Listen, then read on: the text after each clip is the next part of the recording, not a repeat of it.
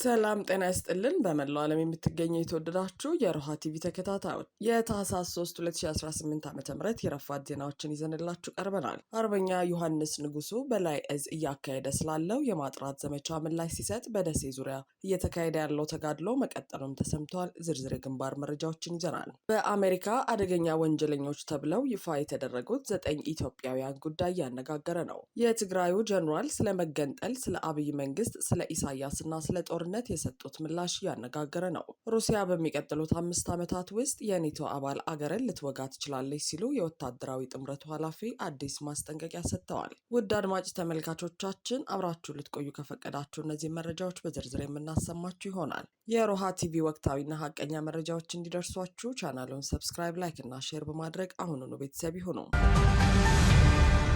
አርበኛ ዮሐንስ ንጉሱ በላይ እዝ እያካሄደ ስላለው የማጥራት ዘመቻ ምላሽ ሲሰጥ በደሴ ዙሪያ እየተካሄደ ያለው ተጋድሎ መቀጠሉን ተሰምተዋል። የአማራ ፋኖ ብሔራዊ ኃይል አፋብሃ ሰሜን አማራ ቀጠና በላይ እዝ ቃል አቀባይ አርበኛ ዮሐንስ ንጉሱ ያስመዘገባቸውን ሰሞንኛውን የአውደ ውጊያ የድል መረጃዎች፣ በቀጣይ ስለሚያደርጋቸው ዘመቻዎች፣ አደረጃጀቱን የማጥራት እንቅስቃሴውን ጨምሮ ሌሎች ማብራሪያዎችን ሰጥቷል። አርበኛ ዮሐንስ ባለፉት 7 ቀናት በሰሜን አማራ የጎንደር ቀጠና ከባድ ተጋድሎ ተካሂዶ ከፍተኛ ድል መገኘቱንም ገልጿል። በዚህ ተጋድሎ በ7 ቀናት ውስጥ ከ215 በላይ ያገዛዙ ጦር ሲደመሰስ ከ80 በላይ የሚሆነው ደግሞ ቁስለኛ ሆኗል ብለዋል። ውጊያውም ከምዕራብ ጎንደር ቋራ ቀጠና እስከ ማዕከላዊ ጎንደር፣ ከሰሜን ጎንደር እስከ ደቡብ ጎንደር ባሉ የእዙ ኮርና ክፍለ ጦሮች የተካሄደ መሆኑን አብራርተዋል። ፋኖ ከፍተኛ ዝግጅት እያደረገ መሆኑን ያነሳው አርበኛው በቀጣይም ያገዛዙን ዋና ቤዞች ኢላማ ያደረገና ሙሉ በሙሉ የመደምሰስ ስራ እንደሚሰራ ከአንከር ሚዲያ ጋር በነበረው ቆይታ ገልጿል። 7 ቀን ውስጥ ብቻ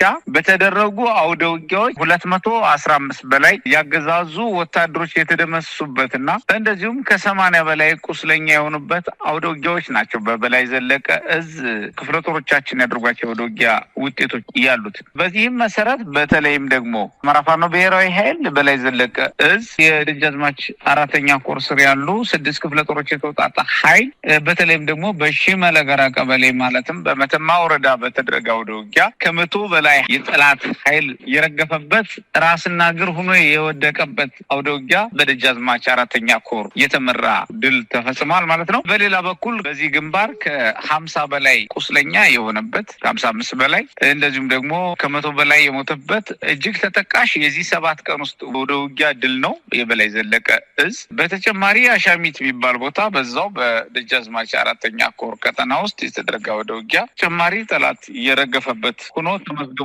መሳይ እንደዚሁም ሰሜን ጎንደር ቀጠና ውስጥ ደግሞ በተለይም ደግሞ በዋግ ኽምራ ዞን እና በሰሜን በየዳና ጃናሞራ ወረዳ አዋሳኞች በተደረጉ አውደ ውጊያዎች እንዲሁም ከወሎ ዋግ ኽምራና ከሰሜን ጎንደር ወረዳዎች ጃናሞራና በየዳ አዋሳኝ እንዲሁም ጠለምትና አካባቢው በተደረገው አውደ ውጊያ በርካታ ያገዛዙ ኃይሎች የተማረኩበት እጅግ ውጤታማ የሆነ ኦፕሬሽን የተመራበት ነው። በዚህም በርካቶች የተመቱ የተደመሰሱ ሲሆን ቁስለኛ ሆነው ከጥቅም ውጭ ሆኑ አሉ። እንደዚሁም በተጨማሪ እጅ የሰጡና የተማረኩ የቀበሌ አስተዳዳሪዎች፣ ያገዛዙ ብልጽግና ጽህፈት ቤት የድርጅት ኃላፊዎችን ጨምሮ የጸጥታ ኃላፊዎችና የፖሊስና የሚሊሻ አመራሮችና ስምሪት ሰጪዎች በሙሉ እስከ እግረኛ ድረስ የተማረኩበት አውደ ውጊያ ድል ተመዝግቧል። በተጨማሪ በ5ኛ ዳግማዊ ቴዎድሮስ ቀጠና ውስጥ ደግሞ ባጃ በተባለ ቦታ ላይ የተደረገ አውደ ውጊያ በከፍተኛ ሁኔታ ጠላት የረገፈበት ሁኔታ ነው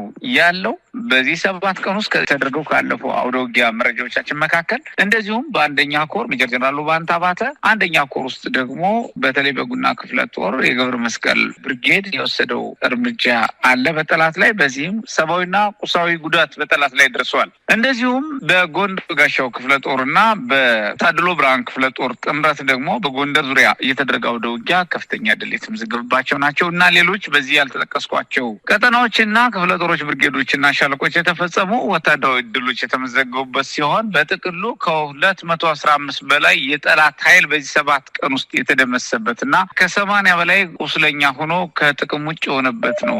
በአማራ ፋኖ ብሔራዊ ኃይል ሰሜን አማራ ቀጠና በላይ ዘለቀ እዝ ቀጠና ውስጥ የተደረገ የአውደ ውጊያ ወታደራዊ ድሎች የተመዘገቡት። በላይ እዝ ከሰሞኑ ባወጣው መግለጫ የማጥራት ስራዎችን እንሰራለን ማለቱ ይታወሳል። ይህን ተከትሎ አርበኛ ምን የተለየ የተለያየ ነገር ገጥሟችሁ ነው ወደዚህ የማጥራት ስራ የገባችሁት የሚል ጥያቄ ተነስቶለታል። ሲመልስም ምክንያቶቹ ሁለት ናቸው ብለዋል። አንደኛው የአብይ አህመድን ስርዓት ለመደምሰስ እና ሰራዊቱን ለማብቃት የተሄደበት የመደበኛ ስራ አካል ነው ያለ ሲሆን፣ ሁለተኛው ደግሞ ከአገዛዙ ጋር ግንኙነት ይኖራቸዋል ተብለው የሚጠረጠሩ አካላት ላይ ማጥራት ስራ ለመስራት ነው ሲል ገልጿል። በሁለት ምክንያት ነው ወደዚህ ጉዳይ የገባ ነው። የመጀመሪያው አጠቃላይ አብይ አህመድን በመገርሰስ የሚፈጠረውን ሀገር የሚረከብ ሰራዊትና አመራር ለመፍጠር እንደዚሁም አጠቃላይ ስነልቦና ዝግጅት ማድረግ ያለበት ሰራዊትና መዋቅር አስፈላጊ ስለሆነ መደበኛ ስራችን ለመስራት ነው። ይህ የማብቃት ስራ ነው። ይህ የማዘጋጀት ስራ ነው አንደኛው። ሁለተኛው ደግሞ የማጥራት ስራው የተለየ የሚያደርገው ከአገዛዙ ጋር ቀቂል ሊንኮች ይኖራቸዋል ተብሎ የሚጠረጠሩ አካላት ደላሎች፣ የተጠረጠሩ ደላሎች የተሰማሩ በውጭም በውስጥም ሀገር የሚንቀሳቀሱና ሰራዊታችን ከውስጥ ለመቦርቦር ግራ ለማጋባት የተዘጋጁ እንዳሉ መረጃዎች ስለደረሱን እነዚህን እጆችና እነዚህን ያገዛዙ ወይም ደግሞ የአረመኔው አብይ አህመድ ቡድን ኔትወርኮችን እንዳይኖሩ የማጽዳት ስራ መስራት ስላለብን ነው። ከሰሞኑ ቀደም ብሎ ያሰማርቷቸው የነበሩ አካላትን እያጠበቅን ለማጥራት በመስራታችን ባለፉት 20 ቀናት ለሙከራ በተደረጉ እንቅስቃሴዎች ከፊሎቹ በቁጥራችን ስራ አድርገን ወደ ስልጠና አስገብተን የመግራት የመሰልጠንና የታድሶ ስራዎች እየተሰጡ የተዘጋጁና የተቀረጹ ሲሆን ቀሪዎቹ ደግሞ ከዚህ ተጠየቅና መድረክ ውጪ ሩጠው አገዛዙ የላካቸው የነበሩ ቀድመው ወደ አገዛዙ እየሸሿሉ። እነዚህ ምልክቶች የመጡት ከማጥራት ጋር የተያያዙ ስለሆነ ይህን ለመስራት በማሰብ ነው። ባጭሩ ማጥራትም ነው ማብቃትም ነው ያሰብነው። በዋናነት ግን መረጃዎች ስላሉን ነው አንዱ የማጥራት ስራ መስራት ያለብን። በአሁኑ ሰዓት በጣም በጥሩ ሁኔታ ስራው እየተከወነ ነው የሚገኘው። በሌላ በኩል የአገዛዙ ኃይል የፋኖ ኃይሎች በጎረቤት አገር ጭምር ሆነው እየተዋጉኝ ነው ማለቱ ኢትዮ ኒውስ ዘግበዋል። የሚይዘው የሚጨብጠው ያጣው ብልጽግና ያልተጨበጡ መረጃዎችን ማሰራጨት ከጀመረ ከራርመዋል። የትኛዎቹ የፋኖ አመራሮች በየትኛው የጎረቤት አገር ሆነው እንደተዋጉት በግልጽ ያላሳወቀው ብልጽግና በጎረቤት አገር ሆነው እየወጉኝ ነው ሲል ግን ተሰምተዋል። ፋኖ በምዕራብ ጎንደር ቀጠና ባለው የሱዳን ድንበር አዋሳኝ አካባቢ ባሉ የቋራ ቀጠናዎች ከባድ ውጊያ እያደረገ ሲሆን በዚህ ቀጠና ያሉ ወሳኝ ቦታዎችን በቁጥጥር ስር መሆናቸው ይታወቃል። ስለሆነም ወደ ጎረቤት አገር የሚሄድበት ምክንያት የለውም። ይህ በእንዲህ እንዳለ ከደሴ ከተማ ቅርብ ርቀት ከሚገኙ ቦታዎች ጀምሮ በደሴ ዙሪያ ወረዳ ስር ባሉ አካባቢዎች እየተካሄደ ያለው ውጊያ ለሶስተኛ ቀን ቀጥሏል። በተለይ አስጊዶና ሞቴ በተባሉ አካባቢዎች የሚካሄደው ተጋድሎ ለ36 ሰዓታት መቀጠሉን የተሰማው አገዛዙ ካስገባቸው የኮማንዶና የሪፐብሊካን ጋርዶች በተጨማሪ የድሮን ጥቃቶችን ቢከፍትም የፋኖ ኃይሎች ከፍተኛ ድል ያደረጉበትን ውጊያ አካሂደዋል። የብልጽግና ጦር አለኝ ያለውን ወታደርና መሳሪያ ቢያስገባም በደሴ ዙሪያ ያለው የሚኒሊክ እዝ ጦር ከባድ መከላከልና ማጥቃት እያደረገ ነው። በሌላ በኩል የአፋብኃ ቴዎድሮስ እዝ የ206ኛ ኮር የ14ኛ ክፍለ ጦር የበረሃኛው ጅበላ ሙተራ ሻለቃ በአገዛዙ ጦር ላይ ድልን ተጎናጽፈዋል። የአርሶ አደሩን ሰብል ለመዝረፍና የማህበረሰቡን ቤት ለመበርበር በጠዋቱ ከደብረ ማርቆስ ከተማ ተነስቶ ወደ ሊባኖስ ቀበሌ ያመራውን የብልጽግና ሰራዊት የበረሃኛው ጅበላ ሙተራ ሻለቃ ፋኖች አስቀድመው ደፈጣ ጥለው በመጠበቅ ከጠዋቱ ጀምረው እስከ ምሽት ድረስ የቆየ እሳት ክንዳቸውን ሲያሳርፉበት ውለዋል። ሻለቃዋን በትኛታለው እያለ ተረቱን ሲነዛ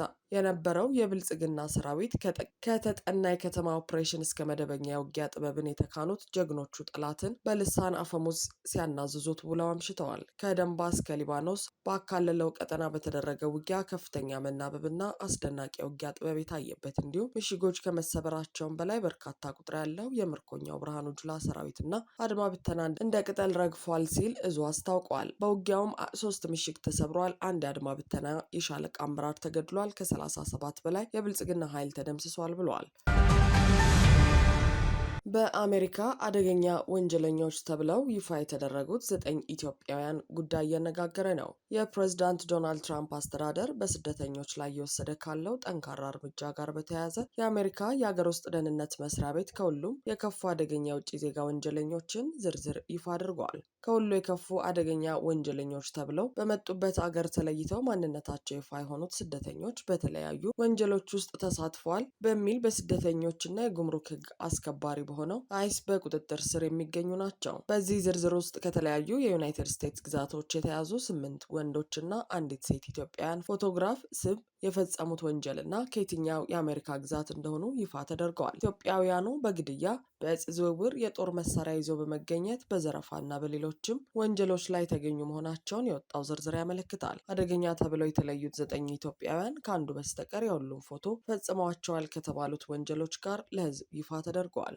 እነዚህ ሄኖክ ፍቃዱ፣ በረከት መኮንን፣ ብሩክ ታምራት፣ አዳን ዩሱፍ፣ መስፍን ሁሴን፣ ንግስቲ በየነ፣ ጳውሎስ ኪዳኔ፣ ሳምሶን ኪዳኔ እና ቤዛ ከበደ ናቸው። በህግ አስከባሪው ባለስልጣን አደገኛና ከሁሉ የከፉ ተብለው በቁጥጥር ስር የዋሉትና ከአሜሪካ ይባረራሉ ተብለው የተለዩት የሌላ አገር ዜጎች ትኩረት እንዲደረግባቸው ያደረጓቸውን የወንጀል ድርጊቶችን ዘርዝረዋል። ከተጠቀሱት መካከልም የቤት ውስጥ ጥቃት፣ በተደጋጋሚ ጠጥቶ ማሽከርከር፣ ዘረፋ፣ ልጆችን ማገት፣ የሽብር ማስፈራሪያ፣ በጦር መሳሪያ ጥቃት መፈጸም፣ የተሰረቁ ንብረቶችን መቀበል፣ የፍርድ ቤት ትዕዛዝን አለማክበር፣ ህገወጥ የገንዘብ ዝውውር ይገኙባቸዋል። የሀገር ውስጥ ደህንነት መስሪያ ቤቱ የተለያዩ ወንጀሎች ፈጽመው እጅግ የከፉ አደገኛ ስደተኞች በማለት በመላው ዓለም ከሚገኙ አገራት የመጡ ግለሰቦች በቁጥጥር ስር መዋላቸውን ያወጣው ዝርዝር ያመለክታል። የመስሪያ ቤቱ ኃላፊ ክርስቲኖም አሁን ይፋ የተደረገው ዝርዝር በሀገሪቱ ውስጥ በሚገኙ ከባድ የወንጀል መዝገብ ያለባቸው የውጭ ዜጎችን ኢላማ በማድረግ የሚካሄደው ዘመቻ ለመጠናከሩ ማሳያ ነው ብለዋል። ከ2 ሳምንት በፊት አንድ አፍጋናዊ ስደተኛ ዋሽንግተን ውስጥ በሁለት የአሜሪካ ብሔራዊ ዘብ አባላት ላይ በፈጸመው አደገኛ ጥቃት አንዷን ሲገድል ሌላኛዋን ደግሞ ክፉኛ ካቆሰለ በኋላ የትራምፕ አስተዳደር ከህገወጥ ስደተኞች ባሻገር ህጋዊዎቹን የሚመለከት እርምጃ እየወሰደ ነው።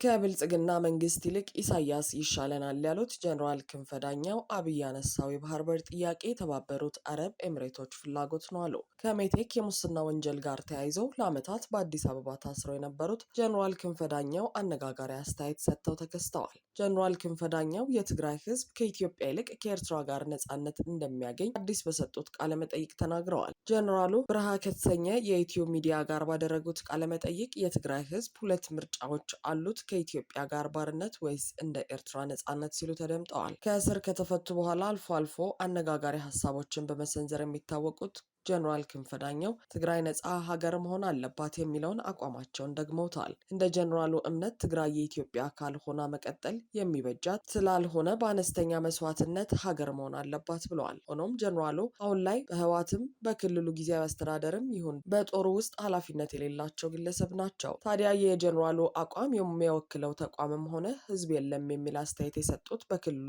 ፖለቲካ ላይ ትንታኔ የሚሰጡ አስተያየት ሰጪ እንደ ትግራይ አቋም ሊወሰድ አይገባም ብለዋል። ይህ የጀኔራል ክንፈ ሀሳብ የሚደግፈውና የሚጠቅመውም ለትግራይ ህዝብ ሳይሆን ይህ ጉዳይ አጀንዳ እንዲሆን ለሚፈልጉት ለነ ብርሃኑ ጁላና አዳነች አቤቤ ነው። አዳነች አቤቤ ከ3 ዓመት በፊት በአንድ መድረክ ላይ ቀርበው ስለ ትግራይ ሲናገሩ መሄድ ከፈለጉ ራሳቸው በጻፉት ህገ መንግስት መሰረት ለምን አይሄዱም? ለምን ያስቸግሩናል? ሲሉ ለሺህ ዓመታት የቆየችን ሀገር በአንድ ጀንበር የሚንድ አፍራሽ ምላሽ ሰጥተው ነበር። ብርሃኑ ጁላም በተመሳሳይ ከወራት በፊት መሄድ ከፈለጉ ይሂዱ፣ አያስቸግሩን ሲሉ ተሰምተዋል። በመሆኑም እንደ ክንፈ ዳኘው ያሉ የትግራይ ሰዎች የብልጽግናን መንግስትና ኢትዮጵያን መለየት እንዳለባቸው አስተያየት ሰጪው ነግረውናል። በአሁኑ ወቅት ወደ ቅድመ ጦርነት ሁኔታ እየተመለሰች ያለችው ትግራይ የኢትዮጵያ መንግስት ቁጥጥር ስር መግባት እንደሌለባት የገለጹት ጀኔራል ክንፈ ናቸው። በትግራይና በኢትዮጵያ መካከል ያለውን ብቸኛ ግንኙነት የፕሪቶሪያ ስምምነት ነው ያሉት ጀኔራል ክንፈ ከዚህ ውጭ ምንም አይነት ማሰሪያ የለም ብለዋል። አሁን ባለው ነባራዊ ሁኔታ የትግራይ ኃይሎች ከጠቅላይ ሚኒስትር አብይ አህመድ አስተዳደር ይልቅ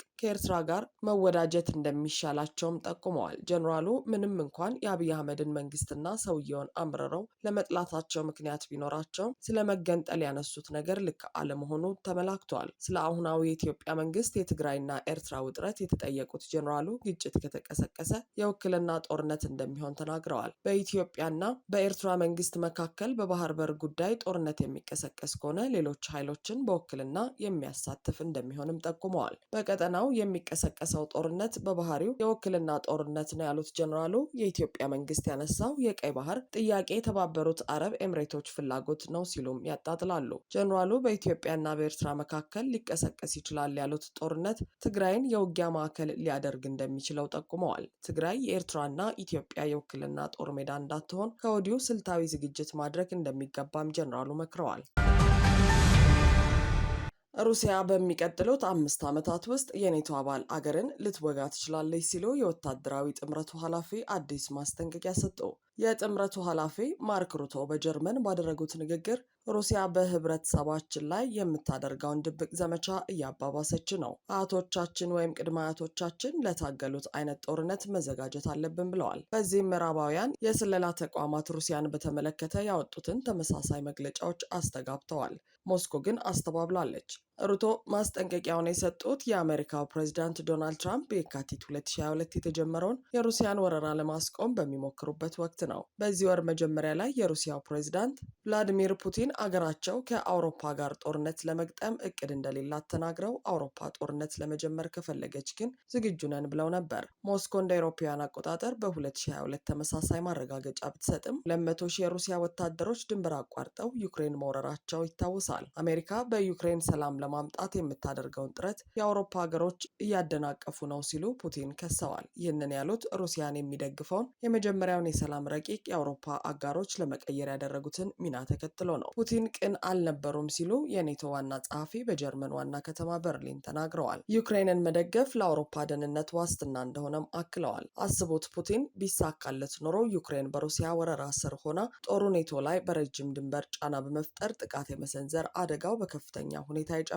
የሩሲያ ኢኮኖሚ ከ3 ዓመታት በላይ በጦርነት ላይ ቆይቷል። ፋብሪካዎቿ ከጊዜ ወደ ጊዜ እየጨመረ የመጣው የድሮን የሚሳይልና የመድፍ ፍላጎቷ ለማሟላት እየሰሩ ነው። ኬል የዓለም ኢኮኖሚ ተቋም በቅርቡ ባወጣው ሪፖርት መሰረት ሩሲያ በየወሩ 150 ታንኮችን፣ 550 የእግረኛ ጦር ተሽከርካሪዎችን፣ 120 የላንሴት ድሮኖችን እና ከ50 በላይ የመድፍ ተተኳሾችን ታመርታለች። እንግሊዝና አብዛኛዎቹ የምዕራባውያን አጋሮቿ በዚህ ደረጃ ላይ አይደሉም። ተንታኞች እንደሚሉት የምዕራብ አውሮፓ ፋብሪካዎች የሩሲያን ጦር መሳሪያ ምርት ለመመጣጠን ዓመታት ይፈጅባቸዋል። ፈረንሳይና ጀርመን ሁለቱም በቅርቡ የ18 ዓመት ወጣቶች በበጎ ፈቃደኝነት ወታደራዊ አገልግሎት የሚሰጡበትን አሰራር በድጋሚ ለማስጀመር ተንቀሳቅሰዋል። ሩሲያ በዩክሬን የፈጸመችውን የሳይበር ጥቃት፣ የተዛባ መረጃ ማሰራጨትና በኔቶ አባል ሀገራት አየር ማረፊያዎችና ወታደራዊ ሰፈሮች አቅራቢያ ድሮኖችን መመልከትን የሚያካትተው ድብልቅ የሚባለው ጦርነት እየጨመረ ይገኛል። እነዚህ አሳሳቢ ጉዳዮች ቢሆኑም በኔቶ